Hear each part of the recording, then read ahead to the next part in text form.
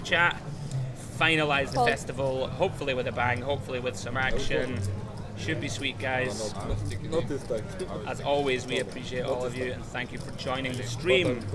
Raise 30. So check out our pages like I've been saying all week. Check out our Facebook, our Twitter, and our Twitch pages. Cash Game Festival, guys, for all the content, all the schedule information for 2018. It's going to be out in the next few weeks. So Vyacheslav raising to 30 with the 9s. Now has the hand that John had a minute ago. Espen with ace queen of clubs. Feel like Espen will 3-bet this. Call. He does elect to just call. Interesting. See, like I was saying to you earlier, the offsuit combinations of the Broadway aces. Call. Espen likes to 3-bet, I like to 3-bet, but the suited ones you can flatten position for value. Also, he knows that John's been squeezing a lot behind. Might be setting a trap. John calls on the button with queen 8 off. Not a big fan of this call. Maybe just because he knows it's the last few hands, he's looking to get involved. He's definitely going to regret holding now. And now Espen is going to be in a super tough spot here, as is John. The one saving grace here for John is that when Vyacheslav c-bets, which I expect, I think Espen will just call, but he sometimes will raise with the intention of calling off against Vyacheslav's stack, which would make some sense. He's looking over at John, trying to decide how strong he is, trying to decide what to do. I could see Espen going either way here. He typically would probably flat, but it is a draw-heavy board. He does have John behind. He may consider that because Vyacheslav has a short stack to raise and get it in. Looks like that's what he's going to do. I think so too, Robot. I would imagine he's going to make this around about 140, 150, with the intention of calling a shove. Now John with just top pair. Has got a backdoor. Oh, no, right, don't say anything, don't say anything. Now, so John with just top pair. Obviously we can see the card, so it makes it easier. I think the problem with continuing here is that Espen is usually going to have like a big draw that has a lot of equity. Not really going to have any stone bluffs in this spot. Not the way Espen plays.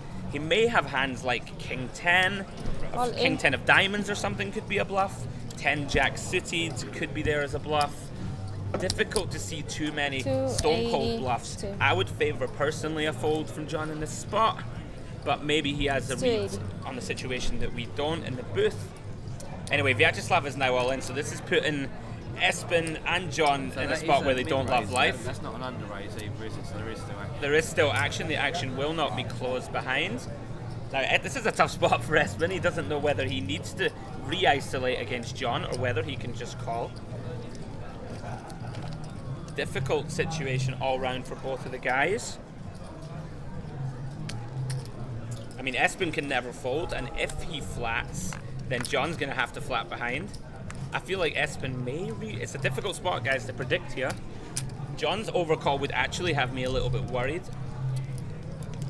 But as we can see, he does have him dominated, but sometimes I would be worried in this spot. Espen is never going to fold to the all-in from Vyacheslav. He's obviously committed for 300 euros after raising to 150. Now, we can see he's still thinking. He has decided to re-ISO. Putting John on some kind of drawy hand or some type of weaker queen, as we can see he does have that. I think I like this from Espen. He wants to isolate Vyacheslav, get the pot heads up. Now, is John considering making some heroic play? Or is he going to call? Is he going to fold? Difficult spot here. You're definitely not loving life. When Vyacheslav shoves and when Espen now repops.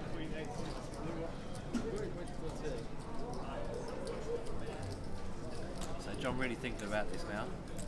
He'll be trying to range Espen in this spot. If he puts Espen on a big draw, then he may decide to go with his queen. If he decides that Espen has a hand like King Jack of spades, King 10 of spades, he may think that with the pot being so inflated already, he may decide to go with his hand. And if he does shove, he's going to put Espen in a real tough spot. Obviously, having top pair, top kicker, in general, you like that hand, but he already has 440 euros invested in this pot. Carl Parrish, I would prefer 600 to get John off the pot. The problem is when John overcalls on the button, Carl, he can have some sets, he can have some two-pair combinations. That elect to just flat behind, knowing that Vyacheslav might shove, and then he can trap Espen. Wow, John has put it in. Wow. This is pretty Here we sick. go. This puts Espen in a really sick spot now. Like I say, you know, on the button, John can definitely have some hands like Queen 9 suited, pocket 9s, pocket 7s that decide to just call when Espen raised, noticing that Vyacheslav is short and maybe putting it in for 300, knowing that then he will have a chance to raise on the flop again once Vyacheslav puts it in. I mean, there's a lot of draws you can have as well. With There is. spades This and is a straight super draws. tough spot. 10 jack of spades obviously would be a... Espen is not going to be loving life. The chip count is wrong as well. Espen had more than this. Right. So we can ask you here, was this a bluff? No, Or was it for value? You're not really sure? it was not for value. I Okay. wanted him off the hand. Okay, obviously. yeah, right. So, But I thought he might have some spades combos. can you tell us your thoughts? Did you know you were behind to Espen, but you thought you could Yes, of course, fold them of out? course, of Like you course. thought you could fold out a better hand? Okay. He always stares really hard at me when Yeah. he like bluff or semi-bluff. and Okay. stuff. So I thought I could get him off the hand. Okay. Because soon he just stares like really hard. Oh, you've put him in a horrible spot here. Like, And I thought he would fold to a shove here. it's super close. I just Super, wanted to super play heads close. up against the other guy. Yeah. This is really, really close. I feel like John can literally have. You could have Queen 9, you could have 9s, you could have 7s, but you do also have all of the draws that overcall flop and elect to shove once Espen tries to isolate. Fold. He did get it through. Pretty sick. Wow. I mean, I think that's all right. You know, he's put him in a real tough spot shoving there. You know, asking Espen to put another 170 big blinds in there with just top gonna pair leave, yeah. on a mega coordinated After. board. You're not even in good shape against, you know, some 10 jack of spade combos and stuff like this. Wait, He's going to be super surprised when he sees the Queen 8. Or John may be able to just fold his hand. Alex 15 has followed, thank you, buddy.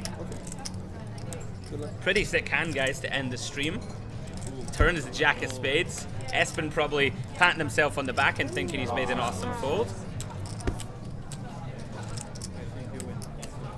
It has 4 flushed.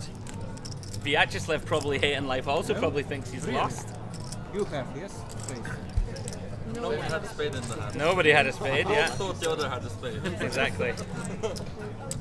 Pretty sick hand, guys, to finish the stream. Ballsy shove from John, real strong. Recognizing that Espen had a kind of marginal hand that would be hating life if he jammed. Unfortunately, he's going to get to fold.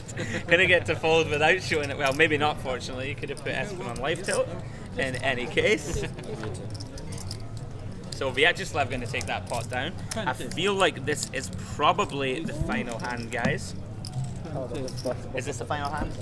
Play another one after this? Still a few hands? Okay, might be a couple more hands for you guys. Like I say, we are going to have 5-5 PLO Omaha coming up on the evening stream. Me and Ryan are going to go and get some nourishment, go and get something to eat, chill out for a little while, stretch our legs.